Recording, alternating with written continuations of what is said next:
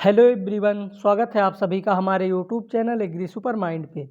आज हम बात करने वाले हैं फिजिक्स, केमिस्ट्री और बायोलॉजी से संबंधित सभी महत्वपूर्ण प्रश्नों की, जो कि आने वाले सभी एग्जाम की दृष्टि से काफ़ी महत्वपूर्ण होने वाले हैं। सो बढ़ते हैं हम लोग अपने क्वेश्चंस की तरफ, जो कि आज का हमारा पहला क्वेश्चन है। पवन के बल एवं वेग को मापने के लिए उपयोग में लाया जाता है। फर्स्ट ऑप्शन है एमीटर, सेकेंड ऑप्शन है एनीमोमीटर, थर्ड ऑप्शन है अल्टीमीटर, फोर्थ ऑप्शन है बैरोमीटर। तो पवन जो होता है यानी वायु जो होता है, उसके बल और वेग को मापने के लिए हम लोग एनीमोमीटर का उपयोग करते हैं। इसलिए इसका जो राइट आंसर होगा वो बी होगा। बात कर लेते हैं यहाँ पे एमीटर की। तो एमीटर का उपयोग हम लोग विद्युत धारा को मापने में करते हैं। बात करते हैं अल्टीमीटर की। तो अल्टीमीटर का उपयोग हम लोग ऊंचाइयों को मापने में करते हैं। और बैरोमीटर जो होता है, इसका उपयोग हम लोग वायुमंडलीय दाब को मापने में करते हैं। बढ़ते हैं नेक्स्ट क्वेश्चंस की तरफ।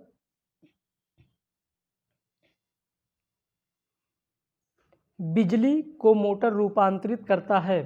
फर्स्ट ऑप्शन है विद्युत ऊर्जा को यांत्रिक ऊर्जा में, सेकंड ऑप्शन है यांत्रिक ऊर्जा को विद्युत ऊर्जा में, थर्ड ऑप्शन है सौर ऊर्जा को विद्युत ऊर्जा में, फोर्थ ऑप्शन है इनमें से कोई नहीं। तो मोटर जो होता है वो विद्युत ऊर्जा को यांत्रिक ऊर्जा में कन्वर्ट करता है। इसलिए इसका जो राइट आंसर होगा वो ए होगा। बढ़ते हैं नेक्स्ट क्वेश्चंस की तरफ।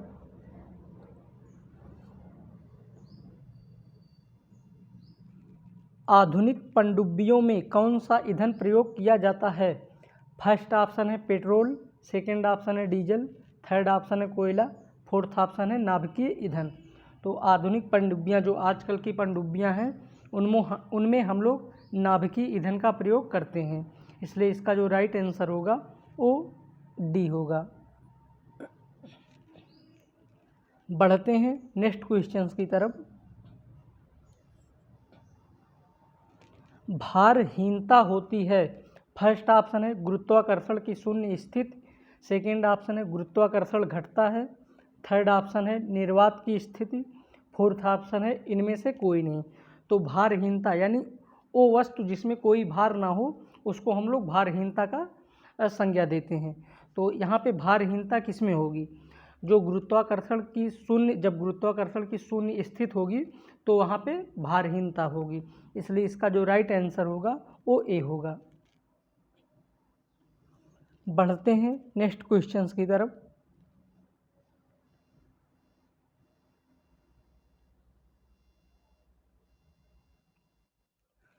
सौर विकिरण किसके द्वारा मापा जाता है। फर्स्ट ऑप्शन है बैरोमीटर के द्वारा, सेकेंड ऑप्शन है मार्कोनी के द्वारा, थर्ड ऑप्शन है पायरोमीटर के द्वारा, फोर्थ ऑप्शन है ओडोमीटर के द्वारा। तो सौर विकिरण जो होता है ये पायरोमीटर के द्वारा मापा जाता है। इसलिए इसका जो राइट आंसर होगा वो सी होगा। इसके पहले बैरोमीटर का तो हम लोग देख ही चुके हैं कि वायुमंडलीय दाब को मापने में इसका प्रयोग किया जाता है। बात कर लेते हैं ओडोमीटर की। तो ओडोमीटर जो होता है, इसका उपयोग हम लोग वाहनों द्वारा चली गई दूरी को मापने में करते हैं। तो यहाँ पे बात हो रही कि सौर विकिरण किसके द्वारा मापा जाता है, तो ये पायरोमीटर के द्वारा मापा जाता है। बढ़ते हैं नेक्स्ट क्वेश्चंस की तरफ।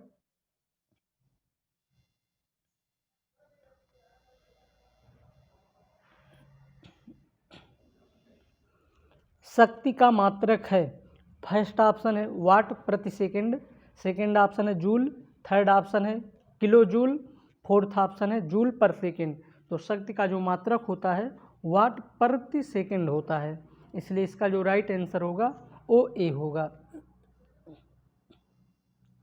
बढ़ते हैं नेक्स्ट क्वेश्चंस की तरफ।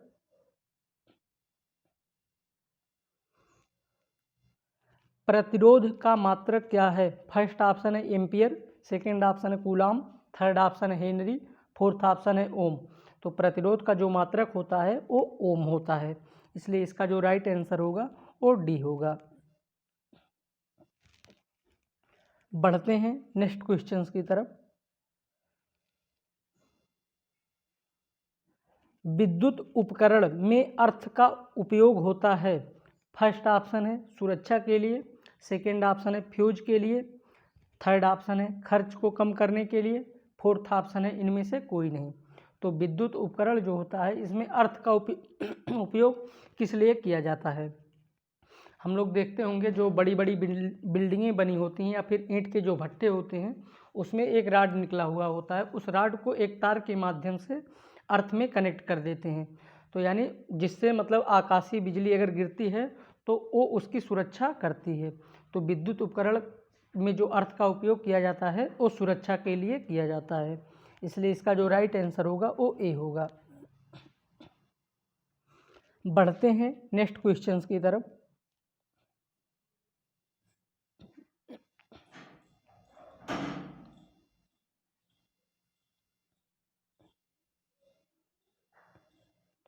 बिजली के पंखे की गति बदलने के लिए प्रयुक्त साधन है। फर्स्ट ऑप्शन है एम्पलीफायर, सेकंड ऑप्शन है रेगुलेटर, थर्ड ऑप्शन है स्विच, फोर्थ ऑप्शन है ये सभी।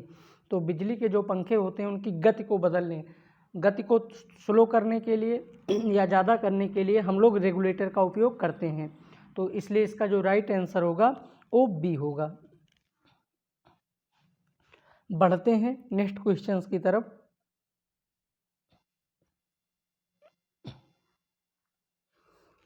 निम्न में से अदिश राशि कौन सा है।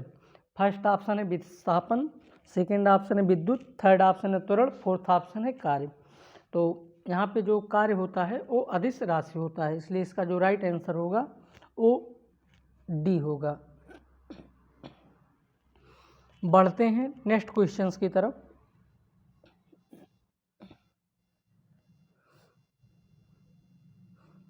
यहाँ से हमारे केमिस्ट्री के क्वेश्चन स्टार्ट होते हैं। आपेक्षिक आर्द्रता को मापने वाले यंत्र को क्या कहते हैं। फर्स्ट ऑप्शन है मोनोमीटर, सेकंड ऑप्शन है लैक्टोमीटर, थर्ड ऑप्शन है हाइग्रोमीटर, फोर्थ ऑप्शन है इनमें से कोई नहीं।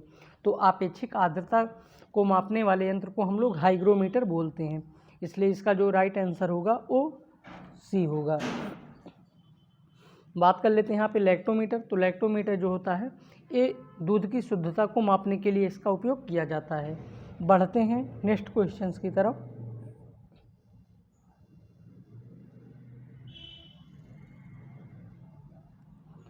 किसके निर्माण में फिनाल का प्रयोग किया जाता है। फर्स्ट ऑप्शन है पीवीसी के, सेकंड ऑप्शन है नायलॉन के, थर्ड ऑप्शन है बेकेलाइट के, फोर्थ ऑप्शन है इनमें से कोई नहीं। तो फिनाल का प्रयोग हम लोग बाइकेलाइट के निर्माण में करते हैं, इसलिए इसका जो राइट आंसर होगा वो सी होगा। बढ़ते हैं नेक्स्ट क्वेश्चंस की तरफ।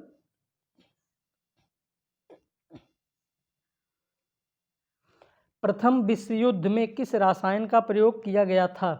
फर्स्ट ऑप्शन है भाप अंगार गैस का, सेकंड ऑप्शन है कार्बन मोनोऑक्साइड का, थर्ड ऑप्शन है हाइड्रोजन साइनाइड का, फोर्थ ऑप्शन है मस्टर्ड गैस का। तो प्रथम विश्व युद्ध जो हुआ था उसमें हम लोग मस्टर्ड गैस का उपयोग किया गया था, इसलिए इसका जो राइट आंसर होगा वो डी होगा। बढ़ते हैं नेक्स्ट क्वेश्चन की तरफ।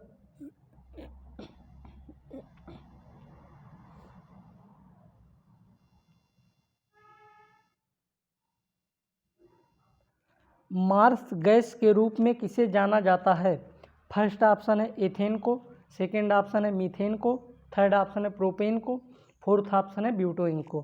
तो मार्स गैस के रूप में हम लोग किस गैस को जानते हैं, तो इसका जो राइट आंसर होगा वो बी होगा, यानी मीथेन को हम लोग मार्स गैस के रूप में जानते हैं, इसलिए इसका जो राइट आंसर होगा वो बी होगा। मीथेन का जो फार्मूला होता है वो CH4 होता है। मीथेन सबसे ज़्यादा दलदली स्थान जहाँ पे होते हैं वहाँ पे पाया जाता है। बढ़ते हैं नेक्स्ट क्वेश्चंस की तरफ।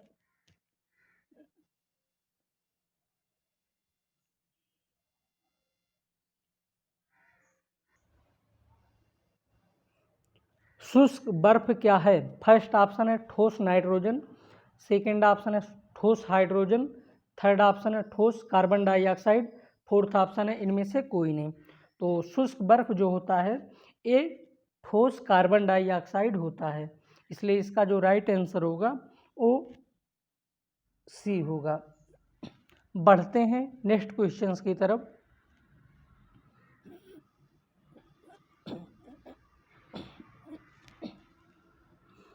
प्रोड्यूसर गैस का सूत्र होता है। फर्स्ट ऑप्शन है CO plus N2, second option है CO plus H2, third option है CO plus O2, fourth option है इनमें से कोई नहीं। तो प्रोड्यूसर गैस जो होता है इसका जो सूत्र होता है वो CO प्लस N2 होता है, इसलिए इसका जो राइट आंसर होगा वो ए होगा। बात कर लेते हैं CO प्लस H2 की, तो ये वाटर गैस होता है। बढ़ते हैं नेक्स्ट क्वेश्चंस की तरफ।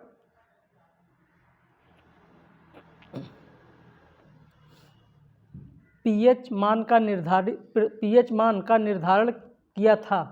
फर्स्ट ऑप्शन है लेवोसियर ने, सेकंड ऑप्शन है प्रिस्टले ने, थर्ड ऑप्शन है सॉरेनसन ने, फोर्थ ऑप्शन है इनमें से कोई नहीं। तो पीएच मान का जो निर्धारण किया था वो सॉरेनसन ने किया था, इसलिए इसका जो राइट आंसर होगा वो सी होगा।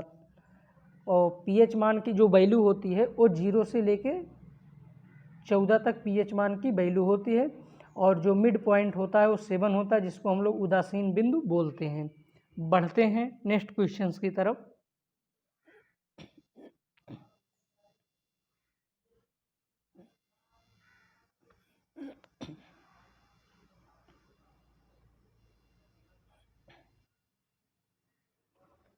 फोटोग्राफी में कौन सा अम्ल प्रयोग किया जाता है?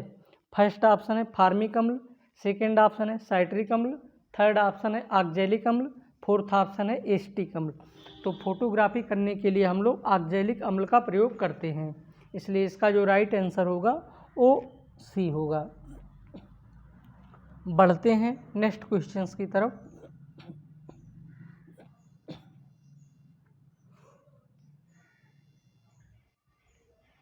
निम्न में कौन सा विस्फोटक नहीं है? फर्स्ट ऑप्शन है ट्राई नाइट्रोग्लिसरीन, सेकेंड ऑप्शन है ट्राई नाइट्रोटॉलुइन, थर्ड ऑप्शन है क्लोरोफॉर्म, फोर्थ ऑप्शन है इनमें से कोई नहीं। तो यहाँ पे बात हो रही है कि कौन सा विस्फोटक नहीं है। तो ट्राई नाइट्रोग्लिसरीन जो होता है ये भी विस्फोटक पदार्थ होता है, ट्राई नाइट्रोटॉलुइन जो होता है ये भी विस्फोटक पदार्थ होता है। बात कर लेते हैं क्लोरोफॉर्म की, तो क्लोरोफॉर्म जो होता है ये विस्फोटक पदार्थ नहीं होता है। इसका उपयोग हम लोग चिकित्सा के क्षेत्र में जब पेशेंट को ऑपरेशन या मतलब कोई सर्जरी करनी होती है तो उसमें दिया जाता है, इसलिए इसका जो राइट आंसर होगा वो सी होगा। बढ़ते हैं नेक्स्ट क्वेश्चंस की तरफ।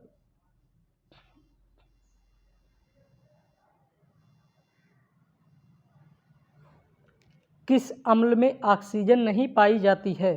फर्स्ट ऑप्शन है नाइट्रिक अम्ल, सेकेंड ऑप्शन है सल्फ्यूरिक अम्ल, थर्ड ऑप्शन है हाइड्रोक्लोरिक अम्ल, फोर्थ ऑप्शन है उपयुक्त सभी।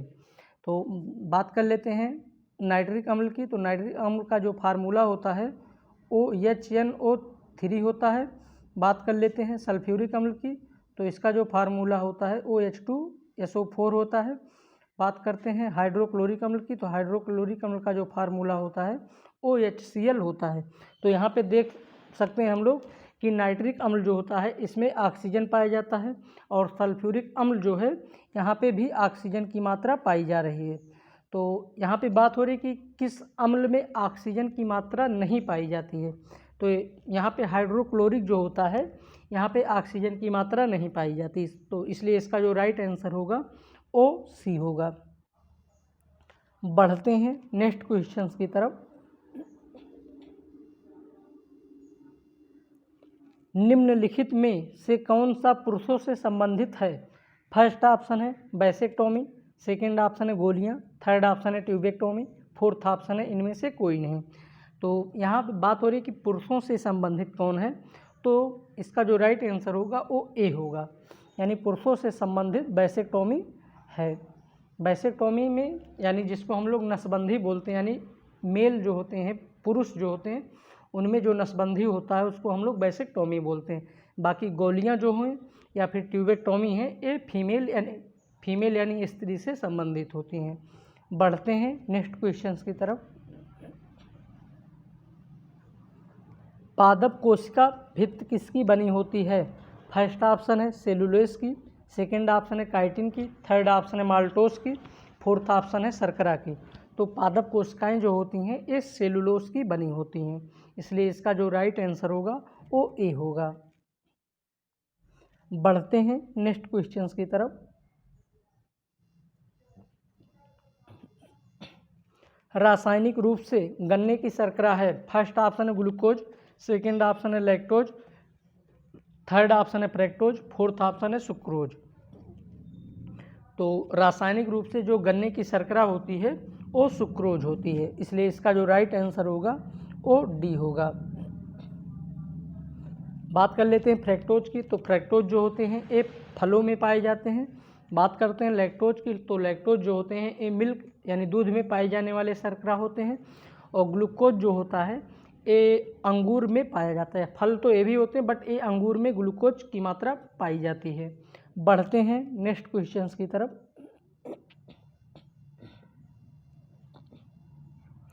बेरी बेरी रोग किस विटामिन की कमी से होता है? फर्स्ट ऑप्शन है विटामिन ए, सेकेंड ऑप्शन है विटामिन B1, थर्ड ऑप्शन है विटामिन सी, फोर्थ ऑप्शन है विटामिन डी। तो बेरी बेरी जो रोग होता है ये विटामिन B1 की कमी से होता है, इसलिए इसका जो राइट आंसर होगा वो बी होगा। बढ़ते हैं हम लोग अपने आखिरी क्वेश्चंस की तरफ।